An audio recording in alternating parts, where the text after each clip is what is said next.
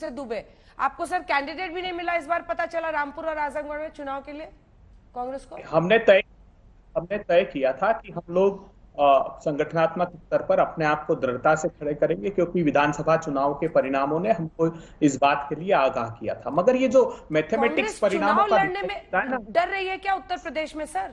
अबे सर नहीं, प्रश्न डरने का नहीं है। हम चाहते हैं कि हम अच्छी तैयारी के साथ जनता के बीच जाएं, लेकिन ये जो मैथमेटिक्स दिखाई देता है इसके पीछे का केमिस्ट्री समझनी बहुत आवश्यक है। बताइए। जो 312 सीटों से 255 सीटों पर उत्तर प्रदेश में भारतीय जनता पार्टी आ गई, उन्होंने मूल्यांकन कर लिया था कि इस बार वो हार की कगार पर खड़े हैं, और 122 सीटें बहनजी के साथ समझौते के साथ इस प्रकार लड़ी कि 91 माइनॉरिटी के उम्मीदवार लड़ाए। हाँ, हम कॉन्टेस्ट में नहीं थे, क्योंकि प्रियंका जी ने जो लड़ाई खड़ी करी थी उसका लाभ अखिलेश जी को मिला। 15 यादव उम्मीदवार खड़े किए, बाकायदा एक पूरा एनालिसिस किया है। अब ओवैसी साहब को आप देख लीजिए कि जहां तेलंगाना से आते हैं वहां तो ओल्ड आंध्रा की अंदर की सीटों के अलावा वो चुनाव नहीं लड़ते हैं, मगर जहां जहां भारतीय जनता पार्टी उनको निर्देशित करती है, वो बिहार हो, वो महाराष्ट्र हो, वो उत्तर प्रदेश हो, वहां चुनाव लड़ते हैं। हम 2 साल 3 साल से डिबेट कर रहे हैं। भारतीय जनता पार्टी के प्रवक्ता यहां बैठे हुए, पूछिए, पीएफआई को प्रतिबंधित करने के लिए 2020 से इन्होंने प्रस्ताव दे रखा है। क्या करती है केंद्र की सरकार? नहीं करती। क्यों जानती हैं आप? क्योंकि कर्नाटका का इलेक्शन तक नहीं करेंगे। कोस्टल कर्नाटका में पोलराइजेशन से वो पीएफआई मुस्लिम लोगों के वोट संग्रहित करने लगी है ताकि दूसरे दलों को उसका लाभ नहीं मिल सके। तो राजस्थान से लेकर कर्नाटक तक, तो ये जो केमिस्ट्री भारतीय जनता पार्टी की है, ये अप टू सम एक्सटेंट काम करती। नहीं तो इतना बड़ा किसान आंदोलन कुचल कर रोंद कर किसानों को मार डाला गया, क्या उसके बावजूद, क्या मोदी जी जब कहते हैं कि हेल्थ इंडिकेटर्स में, हेल्थ इंडेक्स में सबसे पिछड़ा हुआ उत्तर प्रदेश है, 28 जिले ऐसे थे उत्तर प्रदेश के जो भीषणतम गरीबी रेखा के नीचे आ गए, ये नीति आयोग ने रिपोर्ट दी, उसके बावजूद परिणाम इनके पक्ष में कैसे आ जाते हैं? हेल्थ के, इकोनॉमी के सारे इंडिकेटर्स उठाकर देख लीजिए। अच्छा परफॉर्म नहीं किया, लेकिन परिणाम पक्ष में आने के पीछे जो केमिस्ट्री है वो देश को समझनी पड़ेगी, और ये बहुत दिन तक इन केमिस्ट्री के आधार पर सर्वाइव नहीं कर सकते। अभी तो अग्निवीर वाली केमिस्ट्री थी, छात्रों का प्रोटेस्ट था, सब के बावजूद कांग्रेस मैदान में नहीं उतर रही है। नहीं, देखिए, वो अंजना जी, वो देश की भूभागी अखंडता और सुरक्षा का प्रश्न है। हम उस उद्देश्य से उसको देखते हैं। भारत के साथ बहुत बड़ा आघात। ठीक है, त्रिपाठी जी जवाब देंगे। ठीक है सर, त्रिपाठी जी जवाब दीजिए। तमाम ऐसे मुद्दे, ज्वलंत मुद्दे, और 2 सीटें जीत जाने से उन सब पर पूर्ण विराम नहीं लगता है मिस्टर त्रिपाठी, क्योंकि चाहे वो बुलडोजर्स का मामला हो जो सुप्रीम कोर्ट में चल रहा है, कि क्या आप लोग एक्स्ट्रा कॉन्स्टिट्यूशनल एक्शन ले लेते हैं किसी पर, किसी का कोई कहीं पर आरोपी बना उसका घर गिरा दो। दूसरी तरफ जो सांप्रदायिकता का आरोप लगा रहे हैं घनश्याम जी और अभय जी, उस पर जवाब दीजिए।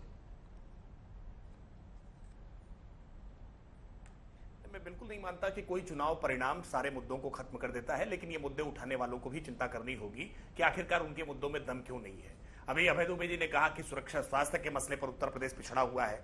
सच्चाई यह है कि उत्तर प्रदेश में 14 मेडिकल कॉलेज थे, उत्तर प्रदेश में 14 जिलों में केवल, योगी आदित्यनाथ सरकार आने से पहले 59 मेडिकल कॉलेज जब हम उत्तर प्रदेश में बना करके लाते हैं तो भारतीय जनता पार्टी की सरकार रिपीट होती है। जापानी इंसेफेलाइटिस से हजारों बच्चे काल कबलित हो जाते थे पूर्वांचल में, लेकिन इस पूर्वांचल में जापानी इंसेफेलाइटिस को हम उन्मूलित करने का काम करते हैं, तब उत्तर प्रदेश की जनता भारतीय जनता पार्टी के साथ जुड़ती है। ये जाति के समीकरण, ये मजहब के समीकरण, ये आप जोड़ते होंगे। और एक घनश्याम तिवारी जी कह रहे हैं ना कि 24/7 पॉलिटिक्स करते हैं। हाँ, हम 24/7 पॉलिटिक्स करते हैं, क्योंकि समाज सेवा के घंटे तय नहीं किए रास्ते। ये पार्ट टाइम काम नहीं हो सकता है, ये प्रोफेशन नहीं है, ये कैरियर बनाने का मसला नहीं है। जैसा अखिलेश यादव जी कह रहे थे कि मेरे पिताजी मेरा कैरियर खराब कर रहे हैं, अब बताओ मैं इसके अलावा और क्या करूंगा। राजनीति प्रोफेशन नहीं होता है घनश्याम जी, राजनीति कैरियर बनाने के लिए नहीं होता है, राजनीति पैशन का मसला होता है। या जुनून के साथ अहरनिश काम करना पड़ता है। और ये सीखिए जाकर के देश के प्रधानमंत्री नरेंद्र मोदी जी से कि उन्होंने कभी घंटे, कभी दिन, कभी रात देखा नहीं है। जनता की सेवा के लिए अपने आप को लगातार झोंक देते हैं। जाकर सीखिए योगी आदित्यनाथ जी से कि कब सुबह कब शाम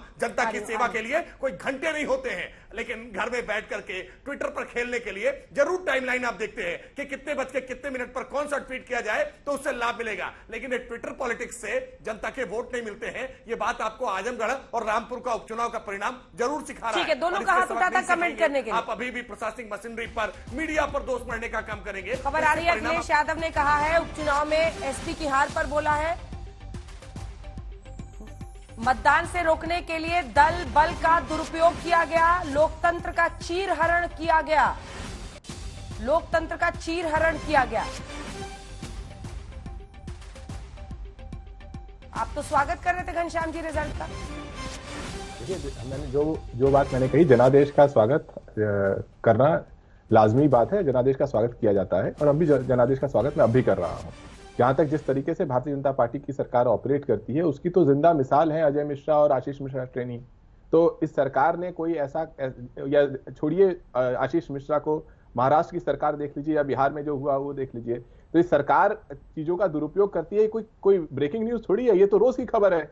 और जहां तक अभी वो 24/7 पॉलिटिक्स की बात कर रहे थे, श्रीलंका से में जो कमीशन बैठा वो कह रहा है कि अडानी जी के लिए प्रोजेक्ट मांगा जा रहा था, ऑस्ट्रेलिया में अडानी जी के लिए प्रोजेक्ट मांगा। इनका 24/7 का मिसाल ये है कि भारतीय जनता पार्टी की आय हर 2 साल में दुगनी होती है, अडानी जी की आय हर 2 साल में 3 गुना हो जाती है। तो किसके लिए 24/7 कर रहे हैं? जो आपका दर्शक बैठा है, जो 8 साल से बेरोजगार बैठा है, जिसका परिवार या जो गरीबी की रेखा के नीचे जा रहा है, या जिसके परिवार में कोई कोविड के काले मर गया, उसके लिए 24 घंटे पॉलिटिक्स नहीं कर रहे हैं। अपनी पार्टी में और धन आ जाए, जहां जहां से भी जमा हो जाए, अपने चुनिंदा पूंजीपति की संपत्ति 8 गुना 10 गुना बढ़ जाए, और देश की जो सांप्रदायिक सिस्टम है, जिसे गंगा जमुना तहजीब कही जा रही थी, उसकी जगह आदित्यनाथ जैसे लोगों को देश के नए सांप्रदायिक ताकत की मिसाल के रूप में दिखाया जाए। इजाजत देता है घनश्याम जी, मुझे टोकना पड़ेगा आपको। त्रिपाठी जी, एक लाइन में जवाब दीजिए।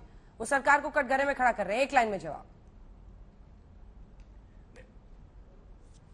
देखिए, अभी सच ये है कि तुम्हारे पैरों के नीचे जमीन नहीं, कमाल है तुमको अब भी यकीन नहीं।